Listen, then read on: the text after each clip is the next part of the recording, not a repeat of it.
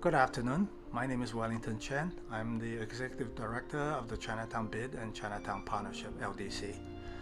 You're standing on one of our operational centers. We power wash. I don't know if you realize, we power wash all of the stores during the ghost town period. We're the first one to launch and go out there, have hot water, sanitizer, degreaser, and we power wash every single sidewalk, every gate that was down, every fixture, every thing. As well, we hand out sanitizer wipes, masks, shields, PPEs, as you can see. We even have gowns and the tops to prevent the water and the rain. Climate change is not a joke. These are the tank tops. Chinatown Partnership, unfortunately, was created a few years after 9/11 because Chinatown, New York, is part of the security zone during the 9/11 attacks, and they wanted to help the community by creating a brand new organization. And I was the very first full-time employee.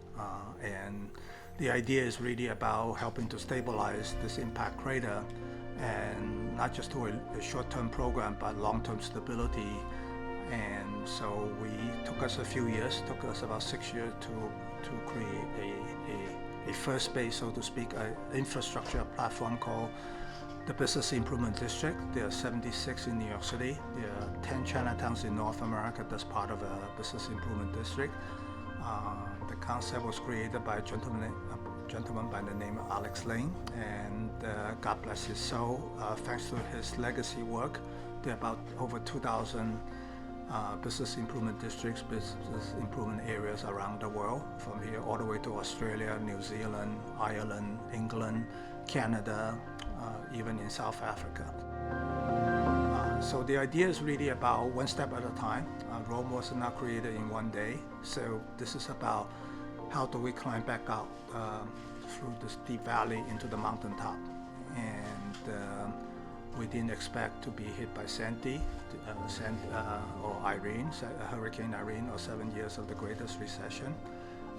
And certainly we did not expect to be hit by the two viruses. The first one is obviously, not since 1918 do we have this pandemic, but we're also encountering a second virus that currently we do not have a vaccine for it yet, and that's called hatred and xenophobia. Chinatown is like an onion, a hidden gem, a diamond in the rough, so to speak. It's the original jewelry district, and it is also multifaceted, multi-layered, but it is also the home of almost all the Americans. 40% of New Yorkers can trace their origin to this neighborhood. So what is hidden here is that most people don't know that we are a giant wellness center. We have more doctors than we have restaurants, and most people do not realize that this is where some of the best doctors are here, some of the medical providers are here. As well, the alternative medicine that's been practiced for thousands of years in other parts of the world are also here. Chinatown is not just Chinatown. We have over 3,000 businesses here, 2,000 property owners within the Chinatown Business Improvement District. We also are neighbors to Little Italy, Tribeca East Extension, Lower East Side, the famous Five Points, the Garment District, the Jewelry District, NoHo Soho, City Hall, the Seaport is within walking distance from here, and even 9/11 is only 17 minutes walk from here. Most people think that they have to hop on a cab. Where on a sunny day to get some vitamin D, this is a perfect area to really come down for a stroll. Europeans love this area because you cannot beat the authenticity, the tenement buildings, the tenement museum, and all the historic streets and cast iron districts and landmark buildings that we just, for example, landmarked the Kim Lau Square Memorial, that pending City Council approval.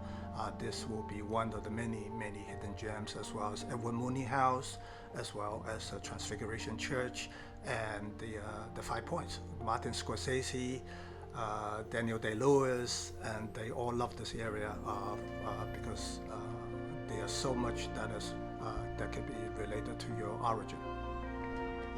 So over here, as you can see, this is our normal Big Belly, and we turn it into a welcome district with the give you a map at every single corner. You don't need to carry your map. You can go around and there's the map of the Chinatown, and as well as the iconic structures that Columbia University graduate student identify that you can thing, and also show instead of the hatred, we show some love. And then for people that still feeling unsafe, we have the barricades that we loaned out to the community. You can see the work over here of the amount of work that this team does 364 days a year, right? Loaning tables, we loaned out tables, the amount of trash that is thrown out there, helping to clear the snow path, clear the snow, and the fire hydrant.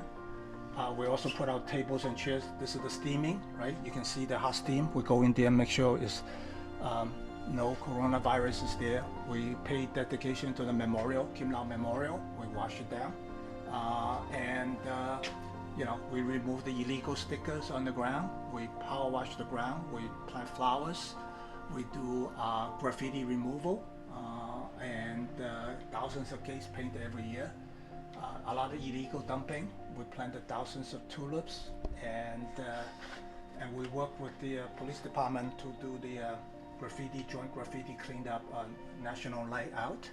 And this is just a portion. We also have a pickup truck that we take away the corner bags, so you're not blocking the sidewalk, and bring it to a location that is remote for sanitation department to pick up. You can see there are a lot of volunteers that come in to help out, and we are grateful every year for all these different volunteers that come in. And so, as this site says, we truly believe Chinatown is for everyone.